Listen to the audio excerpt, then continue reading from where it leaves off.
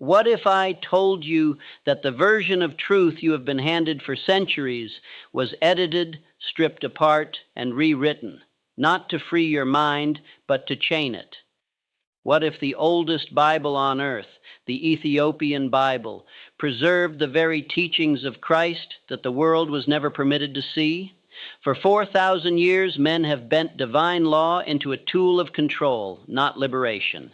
They took the words of the Master and drained them of their power, concealing the truth that man was never designed to serve fear, nor bow before institutions, nor crawl in submission before the illusions of authority.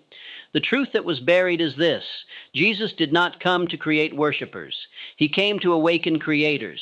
His message was not about suffering for heaven, but about mastering heaven within. He did not instruct the weak to beg. He taught the strong to command. And that teaching was dangerous, because a man who knows his oneness with infinite intelligence cannot be ruled. He cannot be purchased, bribed, or broken. He does not wait for miracles. He makes them. And that is why the true doctrine had to be hidden, rewritten, and buried beneath centuries of translation and fear. The Ethiopian scriptures predate your Bible. They contain books removed by kings, burned by popes, and erased by scribes. Books that spoke of man's direct communion with the infinite, of his power to think his reality into being, of his mind as the true temple of God. The kingdom of heaven was never in the sky. It was in your own thought. Every empire, every priesthood, every institution that ever profited from your fear built its throne upon the denial of that single law. That man and his maker are not separate, that the mind of man is a spark of the infinite, and that every thought of faith is a command to the universe itself. There is a kingdom not made by hands. It cannot be found in the sky, buried in the earth, or guarded by priests. It lives within the walls of thought itself. Heaven and hell are not places to which men travel after death. They are conditions of consciousness in which men dwell while alive. Heaven is mental harmony. Hell is mental confusion. Heaven is faith organized into purpose. Hell is fear turned inward until it poisons the soul. The Ethiopian scriptures preserved this truth long before it was spoken in parable. They declared that the mind is the workshop of God.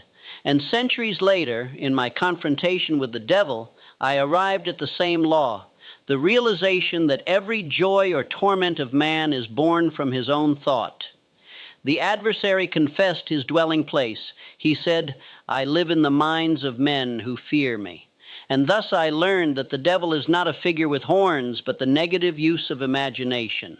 The devil is the picture a man paints of failure, of sickness, of ruin, and then believes it into form. The only exorcism needed is the deliberate act of thinking rightly. For centuries, organized fear replaced spiritual law. Men were taught to bow rather than to think. They were told that salvation comes through obedience to dogma, not through mastery of self. They traded the power to create for the comfort of servitude. I have seen how this slavery begins. First, man doubts his own thought. Then he seeks authority outside himself. At last, he becomes a beggar at the gates of heaven, pleading for what he already has the power to create. Faith is not blind belief in unseen hands. It is the calm confidence of a mind in order. When thought is definite, it moves the unseen forces of life into motion. When thought is chaotic, it destroys itself. Heaven is the state of a mind directed by faith. Hell is the torment of a mind ruled by fear. Fear is the only devil there ever was, the shadow cast by ignorance. It whispers that man is small, that he must bow, that he is at the mercy of fate. Yet fate itself is but the accumulated result of his own thinking. Consider Henry Ford, that humble mechanic who found the kingdom within. The world laughed at his vision. They said his dream of a motor car for every man was madness. Yet he held his thought as firmly as a sculptor holds the form in his mind before he carves it from stone. He refused to drift, refused to fear, refused to accept impossibility. Ford found harmony within, and the outer world reshaped itself to match his vision. This same law that lifted Ford from obscurity lives within every man. Heaven is built each morning when thought obeys purpose. Hell is built each night when fear is permitted to reign. There is an invisible empire that rules men without their consent. It has no army, no throne, no crown. Its palace is constructed inside the imagination of those who tremble before shadows. This empire is called fear, and it is the oldest form of government on earth.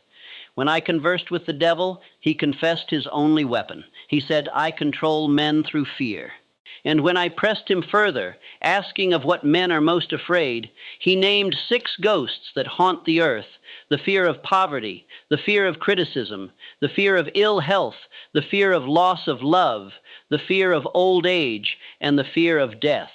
These 6 specters are nothing but ideas, phantoms without form, yet they have governed nations and bound men more completely than iron chains. For no prison is as cruel as the one constructed from a man's own beliefs. The fear of poverty keeps millions in quiet slavery. The fear of criticism silences genius before it speaks. The fear of ill health fills the body with what the mind repeatedly imagines. The fear of death, the oldest lie of all, keeps men trembling before the inevitable, never realizing that death is but a gateway between states of consciousness. Every one of these fears is a whisper repeated to the mind until the mind accepts it.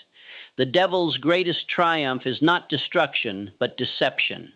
He persuades man that he is powerless, and once a man accepts that lie, the devil needs no chains. The man will guard his own prison. There is a law that governs all escape from this empire. Knowledge plus faith equals power. This is the antidote to all fear. Knowledge without faith produces cynicism. Faith without knowledge produces superstition.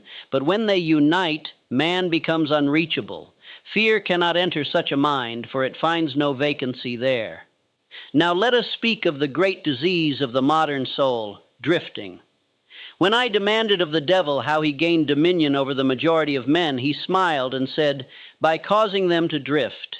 The drifter wakes each morning and repeats yesterday.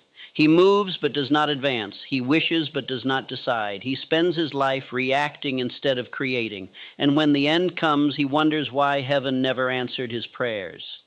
Heaven answered every one of them, but he had given it no definite address. The Ethiopian scriptures called this state the sleep of the soul. They warned that the first duty of man is to stay awake, not merely with eyes open, but with thought vigilant. Every idle thought, every aimless hour, every postponed decision is another drop of oil wasted from the lamp of purpose. Andrew Carnegie was not a drifter. He began with nothing but a purpose so definite that it burned through every obstacle. He fixed his thought like a compass needle and never permitted it to waver. Fortune cannot resist such definiteness. Edison never drifted from his vision. His faith was not a prayer for luck, but a discipline of thought. Washington stood at Valley Forge with no food, no shoes, the cause of liberty hanging by a thread. Yet his mind was anchored in purpose. The world's armies could not move him because fear could not enter him. The cure for drifting is as swift as the disease is slow. A single definite purpose, held in faith and acted upon with persistence, will awaken the sleeping soul and cast the devil from the mind. To prevent drifting, one must first fix a definite chief aim. This aim must be written, spoken, and visualized until it becomes the central sun around which all thought revolves. Then comes organized planning, persistence, and above all, decision. Indecision is the mother of drifting. The habit of quick, definite choice is the mark of every successful soul. The drifter says, "I will consider it." The master says, "I will do it." There is a voice in every man's mind that determines the quality of his life long before the world lays a finger upon it. It speaks when no one else is around, when the door closes, when results do not come, and when the crowd has gone silent. If you do not train it, it will train you. This is the law of autosuggestion, the deliberate and repeated feeding of the subconscious mind with instructions so clear, so consistent, so emotionally charged that they become identity. The subconscious does not reason. It accepts whatever is repeated with emotion. Ford said, "Whether you think you can or think you can't, you are right." He was not being clever. He was revealing how he built everything he ever built. Most men speak carelessly to themselves. They allow doubt, worry, and sarcasm to run unchecked on repeat, and they wonder why progress always stalls. When you joke about failing, the subconscious hears it as instruction. It installs it, it obeys it, and soon you obey it too. Create your own script. A handful of phrases spoken with intensity and repeated with fire. Your words, your beliefs. Each morning, before the world delivers its version of reality, give yourself yours. Each night, just before sleep, when the subconscious is open and waiting, speak your purpose. Speak your identity. Speak your next move. The voice you speak becomes the voice you hear. The voice you hear becomes the voice you believe, and what you believe shapes everything. There is another law that multiplies all power, harmony. When two or more minds unite in perfect understanding for a definite purpose, they form a channel through which infinite intelligence expresses itself. This is the mastermind. When I conversed with the devil, he admitted this much. When two or more minds are blended in harmony, I cannot enter. The devil thrives in discord, suspicion, and selfishness. Harmony banishes him as light banishes darkness. Carnegie's empire was not forged only in fire and iron, but in unity of mind. His associates were not servants, but allies. Their thought moved as one mechanism guided by a single will. He told me himself, the secret of all lasting success lies in the harmonious cooperation of minds united in one aim. Ford's greatest invention was not the motor car, but the harmony of the minds that built it. Harmony does not mean weakness. True harmony is alignment with law, agreement with truth, and truth is always constructive. The man who harmonizes with law becomes immovable. The highest form of harmony is unity with infinite intelligence itself. When your mind vibrates with faith, gratitude, and definiteness, you enter communion with that unseen source of all power. Fear is the shadow cast by ignorance of law. It vanishes in the light of understanding as mist vanishes before the sun. Yet for ages men have built monuments to it, knelt before it, and called it prudence. When I asked the devil directly what gives him power over men, he answered, their habit of fearing me. And then he said, I sustain that power by keeping them ignorant of who they are. There lies the root of all suffering. Man has forgotten that he is a creator. He thinks himself a victim of fate, a beggar before heaven. He fears what he was given the power to command. The Ethiopian scriptures reveal the same mystery. Perfect understanding casteth out fear, as light casteth out darkness. For fear liveth only in ignorance, and ignorance is slain by knowledge of law. The first step in destroying fear is to recognize its falseness. It is not a force, but an absence. It borrows existence only from your belief. Withdraw that belief, and it collapses like a shadow without light. The second step is decision. Decision is the death of fear. The moment you declare I will, with full conviction, the power of fear is broken. For fear feeds only on hesitation. The instant you act, it dies. Do the thing you fear, and the death of fear is certain. Each step taken in defiance of it gathers new strength. Heaven answers not the timid, but the decided, for decision is the tongue by which man speaks to God. The final revelation is this. Man is God's expression of will, not metaphorically, not symbolically, but literally. You are the instrument through which infinite intelligence acts.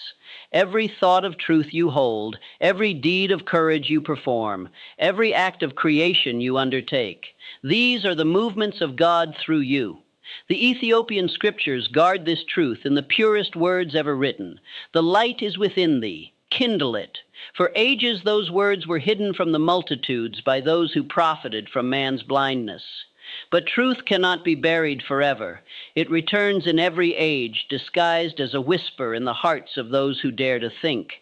You are not apart from this power. You are its expression.